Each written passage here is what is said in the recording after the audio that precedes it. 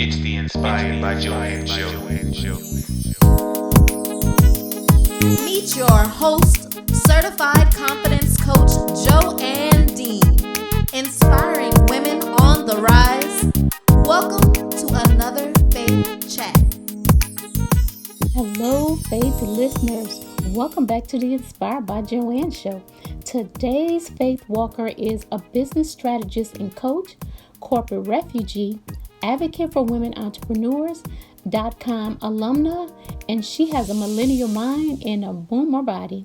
She is Nancy Chorpenning. Nancy helps women address the right business issues to succeed with their business. After decades as a corporate executive in Fortune 100s like Time Warner and startups like WebMD, Nancy started her own business advisory practice, C-Suite Advisors, in 2006. CEO School for Women is the business growth and group coaching program that includes practical online education, expert guidance and coaching, and peer mentoring for emerging and accelerating U.S. women business owners online, virtually, and in person.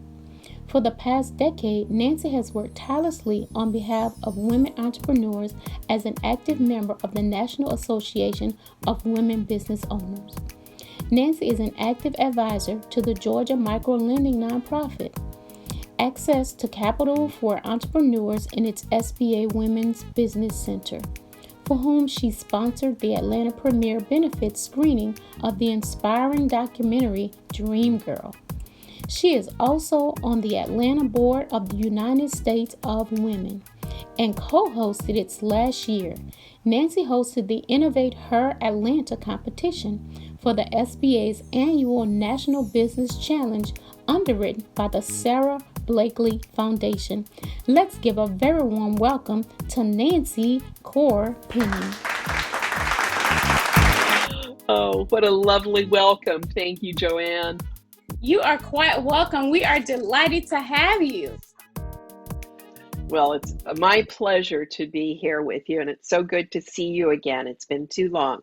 It has been. So we're going to dive right in. My first question to you is, what fuels your faith? Well, I would have to say that it all comes down to an abundance mindset. When I learned the concepts of abundance versus scarcity, and it was through studying with my stewardship mentor, Kate Matthews, who is a now retired minister in the United Church of Christ. And she used to hold these stewardship retreats for our denomination.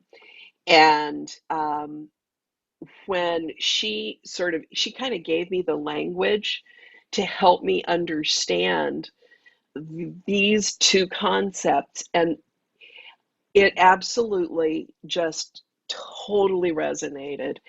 And it helped me understand so many things because I understood that not everybody had an abundance mindset, but I didn't know why. And so once she gave me the word scarcity as the opposite, and I mean, this wasn't all that long ago. This is about 20 years ago. Mm-hmm. And it just absolutely turned everything around. And I now can connect absolutely everything in the world to scarcity or abundance, to love or fear. And it's simple, but not easy. I agree. Thank you for that. That was amazing. Talk a little bit about why it's so important for you to advocate for others. Well, again, this became very clear through my journey with stewardship. And that is because I came to understand that everything that we've been given is from God, and it is ours to use in the service of others. I feel very strongly that my purpose here is specifically to be of service. What experiences has had the greatest impact on you as you have been on this amazing journey? Wow, I am so blessed to have had so many learning experiences. I've had the privilege of living in lots of different places. The joke goes when people say, "Where are you from?" I say, "What year?" And because I've lived everywhere at least once, it feels like. That started when I was a young child. And every time my dad got promoted, we got transferred. So we specialized in coast to coast moves. And so I grew up able to adapt very quickly to new situations. And I didn't know that it was unusual um, because it's all I knew. And it has really served my business because um, I grew up, and I actually tell people I was managed up because my dad was a big management by objective acolyte of Peter Drucker. And so I tell people, I thought every 5-year-old sat at the kitchen table on Saturday morning and wrote their goals for the week. Imagine my surprise. But if I had to choose one single experience, it would have to be my Peace Corps service. Um, Unlike most people who serve, I didn't enter Peace Corps right out of college. I It was my first attempt to leave corporate America, and I was in my 40s.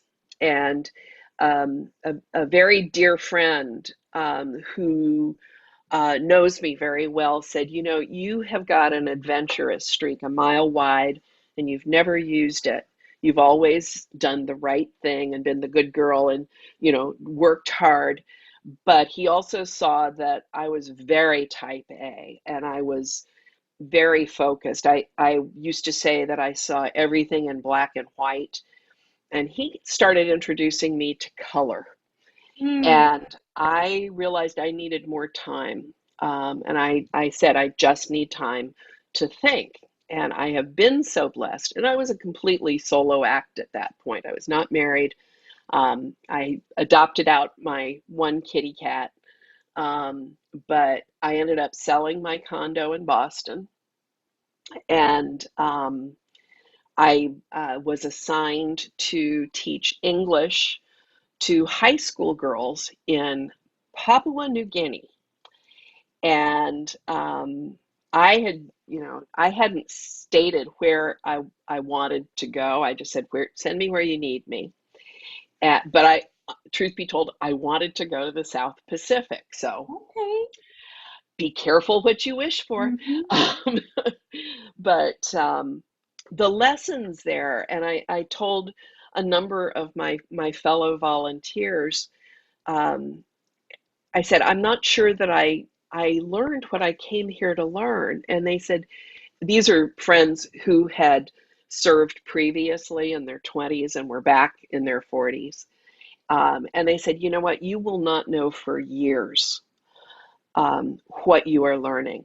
And it continues to unfold. I say that Peace Corps gave me a new lens through which I see everything differently. Um, and um, Part of the lessons too were my students who became very, very dear to me and taught me unconditional love. Um, and I know that I gained much more than I ever could have shared with them. But thanks to the wonders of technology, I'm still in touch with many of them. That was an adventure, to be sure, but it also was a perfect preparation uh, for what I came back to, which was again, my love of technology. And before I went into Peace Corps, I had spent 20 plus years publishing professional medical books and journals.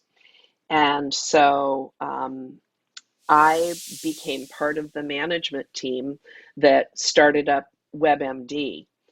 And I couldn't have done it if I had not lived in a developing country where I had to learn how to be nimble and adaptable and willing to try new things all the time. And if there isn't something in existence, you create it.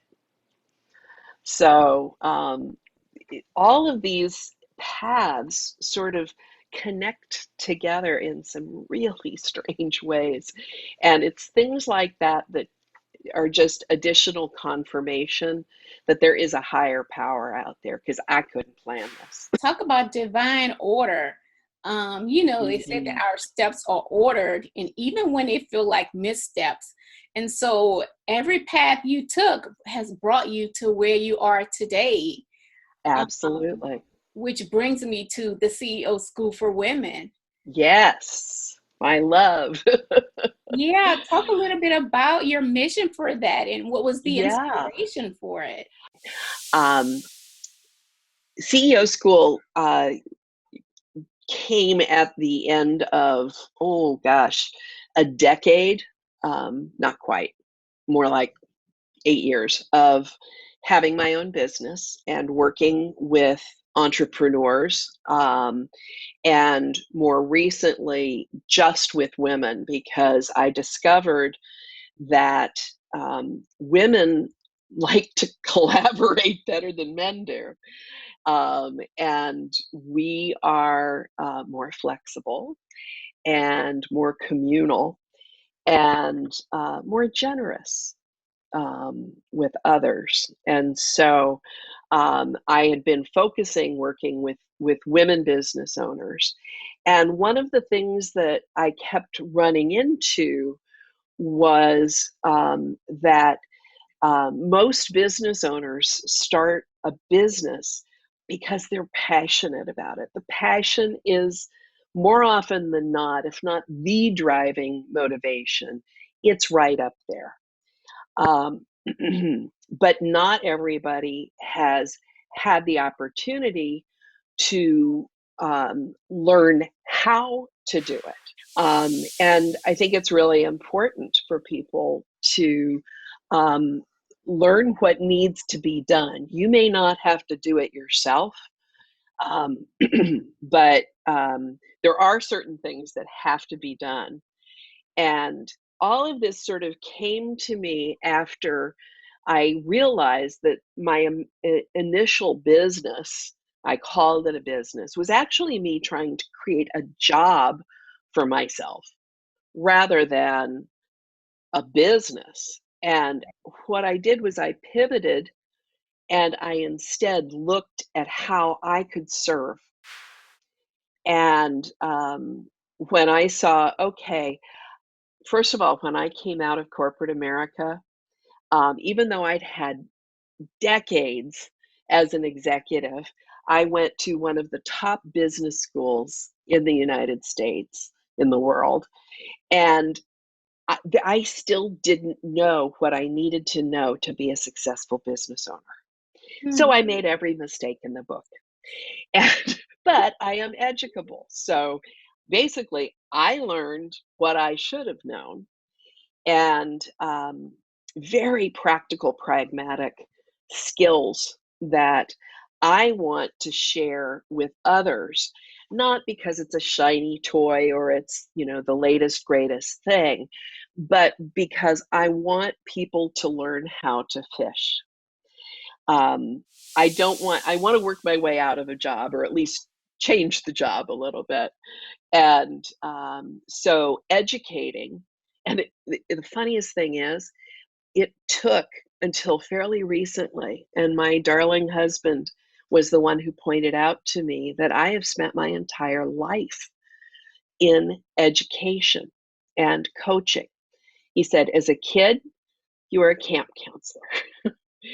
And in fact, my family calls me Nancy Camp Counselor because I love to build community and get groups of people together. And then my entire publishing career was medical education. I was working with physicians who are great at medicine but don't know much about writing a book. And so I would help them take their information and organize it and put it into packages. I used to call our books and journals information packages, which did not please a lot of traditional publishing people, but that's what they are. And so I was learning about education all the way along that. And then Peace Corps, that was the first time I actually had teaching as my job. And when I first came to WebMD, the first assignment that I got, this was in 1999, and I was assigned, first of all, to assemble a medical advisory board, because back in 1999, this was very early in the era of the internet, and these famous physicians weren't too sure that this was a good thing. Now, most people know WebMD for the patient information, the patient portal, and I certainly worked on that too. But my biggest thing was I launched the first physician portal for WebMD. That was certainly a labor of love. And so when I got out here, going back to the young women who I was counselor to in summer camps, and then to Papua New Guinea and those young women. And then one of the first things I did when I started my own business was I joined an organization called NAWBO, which is the National Association of Women Business Owners, because I did not know any business owners, not just women business owners, but any business owners. I was such an animal of corporate America. And they absolutely allowed me, as I say, to learn all over them. And I was able to take what I was learning, what I had known from my previous lives, and try to figure out how can I assemble that in such a way that I can help other people learn what will serve them. So that's how this started. And the name of CEO School actually came remarkably enough from somebody who's not my favorite person, a guy named Steve Ballmer, who was at the time the chairman and CEO of Microsoft. And as I said, I'm a big Apple person. So but he was interviewed in USA Today. And I held on to this newspaper for years. And he said he was trying to explain why he, in the early days of Microsoft, would get together informally, like out at the coffee shop or something, with other CEOs. And he said, because there isn't a CEO school. And I went, there's gonna be. So that's how we started building that. I love that story. It's kind of crazy. Wow. But, and a number of just remarkable women have helped me develop it into what it is continuing to evolve into, which the vision is for us to turn it into a membership, because I continue to call it a learning and mentoring community. And that's what we do. It's all about learning and sharing. And so it will later on this year become a membership so that people can come in at wherever they are in their journey and find support and help and education and a safe place to learn so they can learn all over us. I love the sound of that. You Hey. continue to provide opportunities for growth and learning. How does it serve you to serve others? Oh, it's everything. It's everything. Um, that's that's that's what gives me energy and is and I would say it's always been that I get my biggest charges out of my I used to call them my kids, my uh, young publishing uh, proteges. And every time they succeed at something, and they have become so accomplished, and I still just take enormous delight in their successes, as well as even when we would have a book perform especially well, or it's so much more fun to focus on other people's successes and think, well, maybe I added that little piece of something, so keep doing that. But at the same time, I think it's really important. I've learned through coaching women business owners um, that there are two really, really important steps that I initially didn't really understand. The first is, and this one I understood better probably than a lot of people, but I will often say, put your own oxygen mask on first, because if you go until you are flat empty, you're really not any good for anybody, including yourself, and it impacts your capacity to Yes, serve, yes. whether it is your children, your family, your community, your business, whatever it is.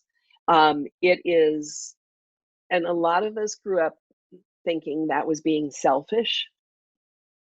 And there's a difference between being selfish and being selfless. And then the other thing, and this actually came more through my stewardship journey again, um, when one of my pastors said, you are always giving, you're giving and giving and giving, but in order to complete the whole process, you have to learn to receive. And I realized that's been one of my hardest lessons my whole life. It's receiving anything, receiving a compliment. Um, and so I learned that it wasn't a bad thing to actually receive grace, Mhm. um, and it actually sort of completes an energy circuit so that the energy will continue to flow without interruption. Wow. And flow is something I constantly strive for. Yeah, I'm so happy you shared that because I struggled with the same thing, and that's the revelation I got. When I don't receive, I interrupt the cycle of Yes. of sowing and reaping. I Yep. interrupt the cycle, and so that freed me to learn how to receive gracefully and to know that it's okay to do that. What an incredible journey you have had. And I can hear the Yeah. joy that you get from seeing the fruit of your labor. Talk a little bit about some of the challenges, because while I know that you have had an incredible journey, because you have been on the cutting edge, I know Mhm. that there must have been some challenges that you faced. Oh yeah. Um, it was probably a good thing when I first started out of college working, that I didn't know. It never occurred to me that there was something I couldn't do if I wanted to.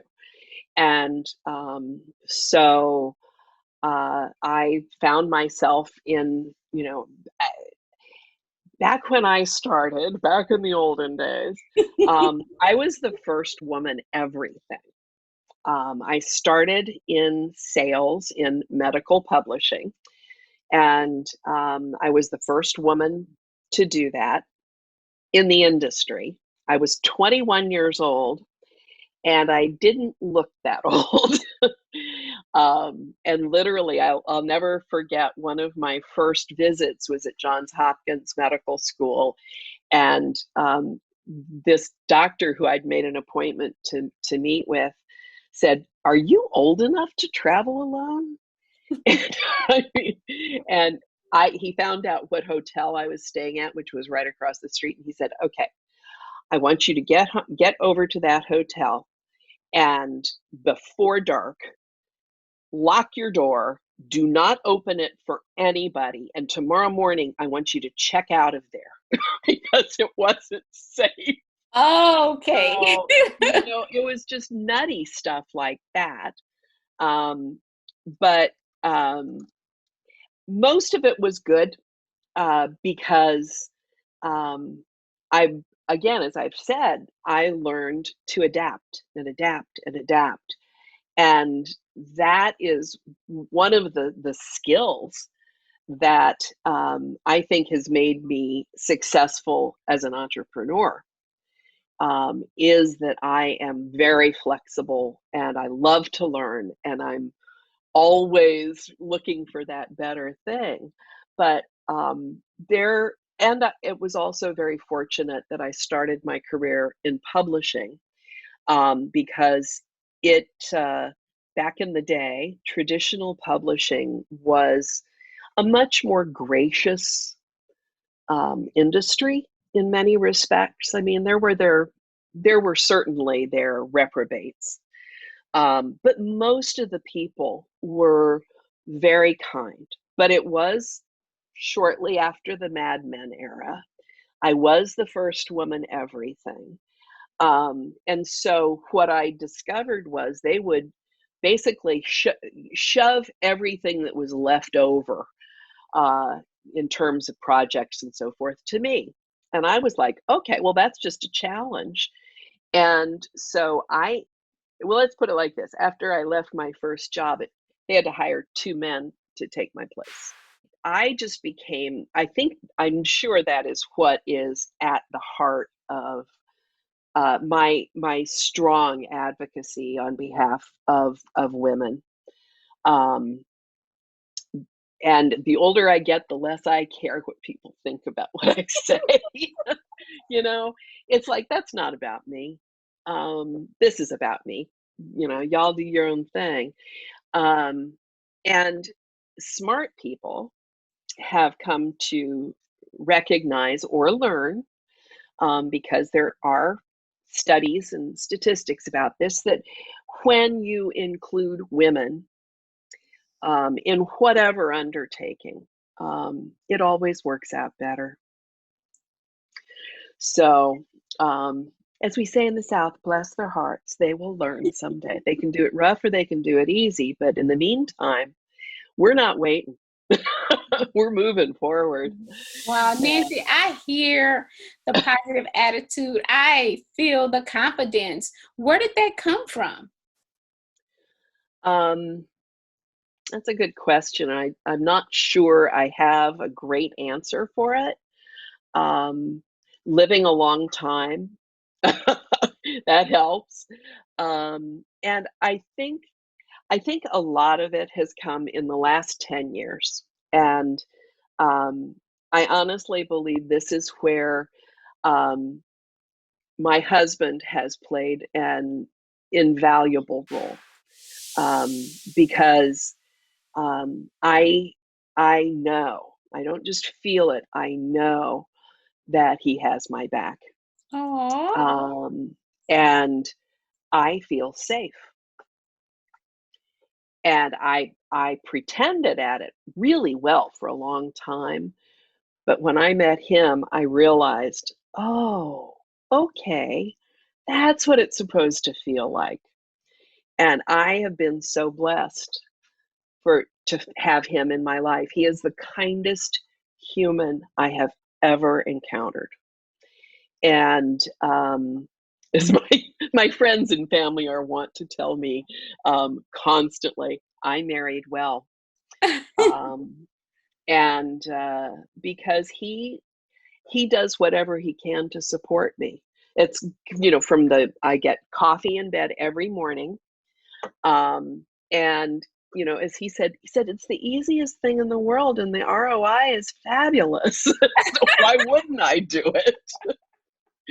And I literally have friends, and my sister even, who said, could Paul give my husband lessons? They want Paul lessons. Maybe he should do a master class. I tell you. And he's like, I can't do that. It's just common sense. No, common sense isn't common. I have learned. Yeah. Uncommon sense. We know that we have each other's backs, and happiness is a decision. It's a choice we make, and we make it every day, and it's just who we are. Mm-hmm. That is so heartwarming. It is so heartwarming. Thank you for sharing that. Let's talk a little bit about why it's so important to invest in oneself. Oh, yeah. Again, it's kind of like the oxygen mask. It has to start with valuing yourself, that you're worth investing in. And I realize that not everybody has that. And the way that most of us start out is you act as if, and take a baby step. You don't say, I'm going to learn the guitar and expect to play like Eric Clapton the first time you sit down. So you need to, we're always needing to have these continual learning experiences. And it doesn't have to be a formal learning experience, but I think it's super important to remain curious. I think that keeps you younger. Yeah, I'm 92, so it's obviously working. Not quite, but I do think that curiosity is one of those incredibly underrated, under-recognized ways of being, mindsets that really does make a difference. And I have a 96-year-old neighbor, a World War II veteran, who exemplifies that. I wish I had his energy. But yeah, I think it is saying I'm worth it, and I deserve to continue to live and grow into my highest good, and to be a lifelong learner, and to use all these gifts and blessings that we've been given. And so it just seems pretty natural. But again, it goes back to, can you put your own oxygen mask on? Mm-hmm. And if you can't, then that's your first step. You got to feel enough love for yourself to say, I can do more. I can do more. And the way I can do more is by investing in myself. Wow. Well, you have pretty high energy. Yeah. And you keep all of us motivated. So what keeps you motivated? It's that completing that circuit. It's serving others, learning constantly.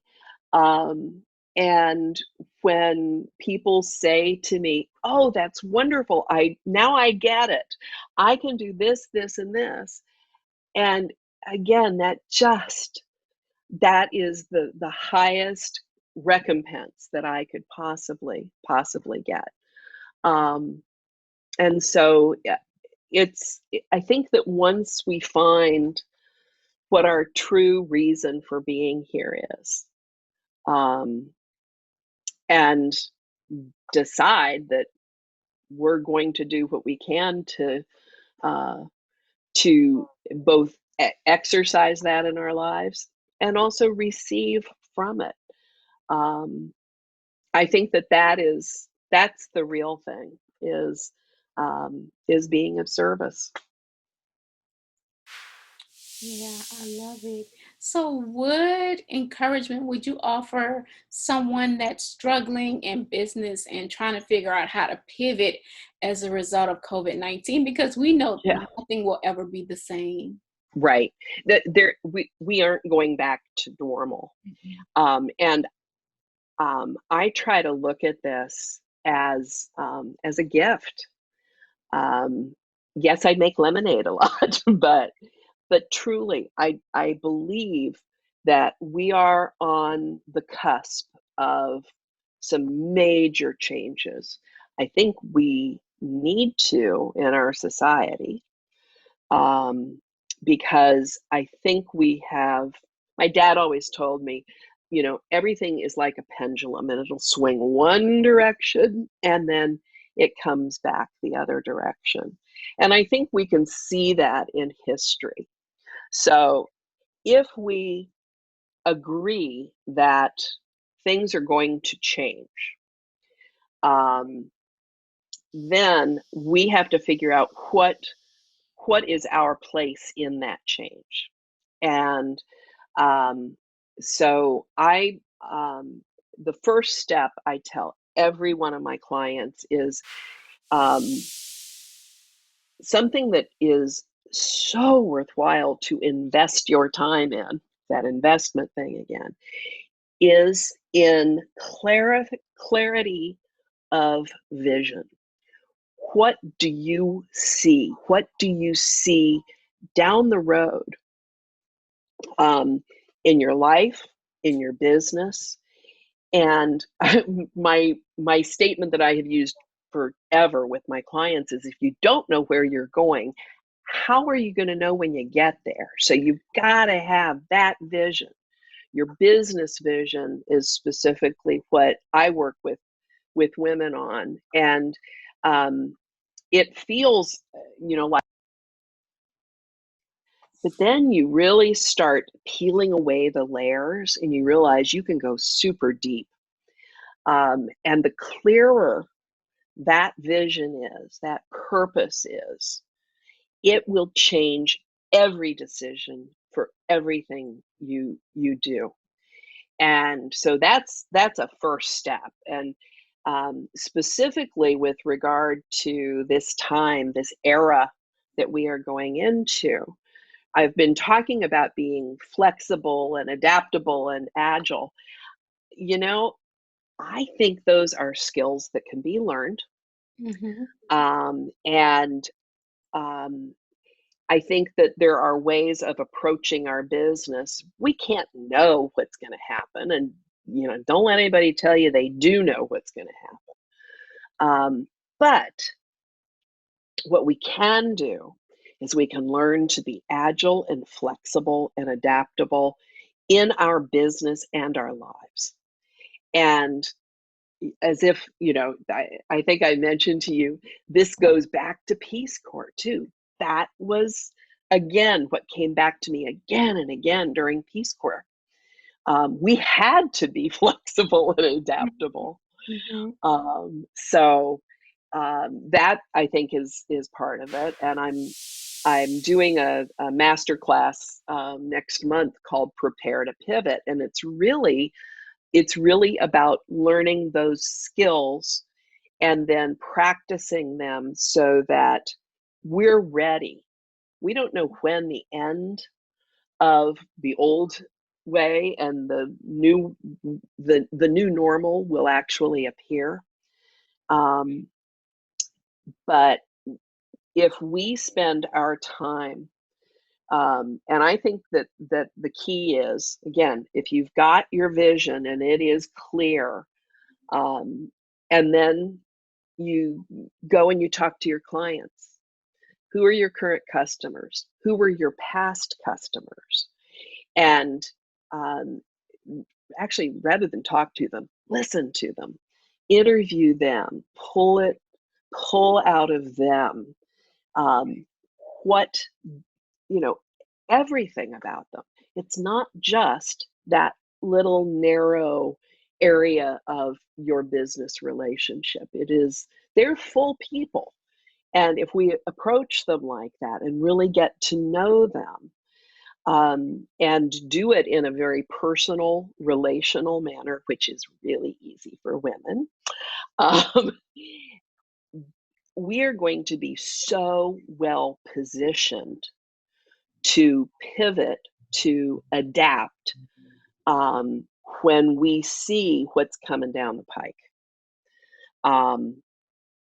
And because I don't have any doubt that, what I see, years out for CEO school, it's going to be different, but I have to have something that I aim at. That's my North Star. And when I learn more, when things happen that I can incorporate into that, I'll do that. But in the meantime, I still have that focus. So I think that continual learning, again, is so important. I think also that community learning is really important as well. And regrettably, I think that a lot of our opportunities for being in community are changing. So we're going to have to be very intentional about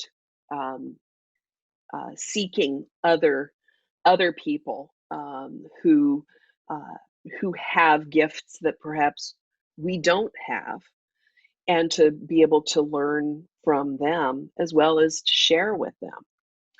So that's sort of the reason that I'm aiming to turn CEO school into a real community where you come in and join wherever you are in your life, your business life cycle. And it's a continual learning place. So, but in the meantime, for right now, I think the most important thing is to help people know that there are real actions that they can take, and they don't have to just be a victim. We are not helpless. I keep remembering what Marianne Williamson once said when she said, "Our greatest fear is not that we are powerless. It is that we are more powerful than we can imagine." And I keep thinking that's right. Yeah. That was very pivotal for me. Yes. I remember where I was when I heard that quote. Yes. And it really helped me to pivot. Absolutely did. It absolutely did. Nancy, you have been amazing.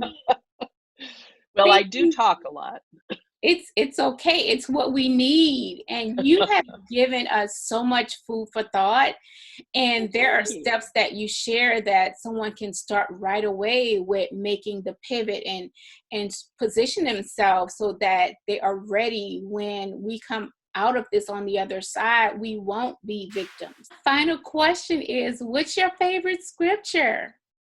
Well, this is one where my brother gave me this wonderful little plaque. You can see it right behind. Well, that's over there. You probably can't read it though. So, but it is, "Be still and know that I am." And as a high energy person who's always like, go, go, go, that is really, really, really helpful for me.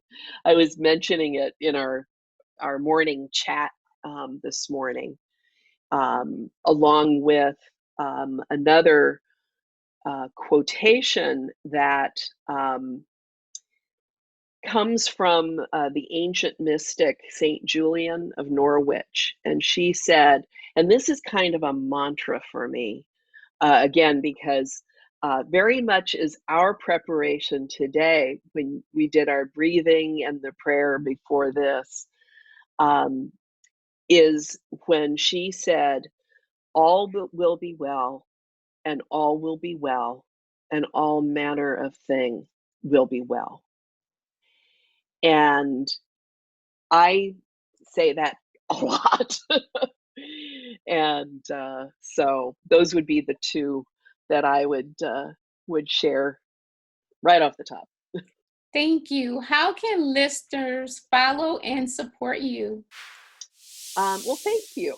You've undoubtedly noticed that I'm very social. I have been out on all the social media since it started. I was one of the original AOL people way back in the day. No, CEO School for Women is all over the internet.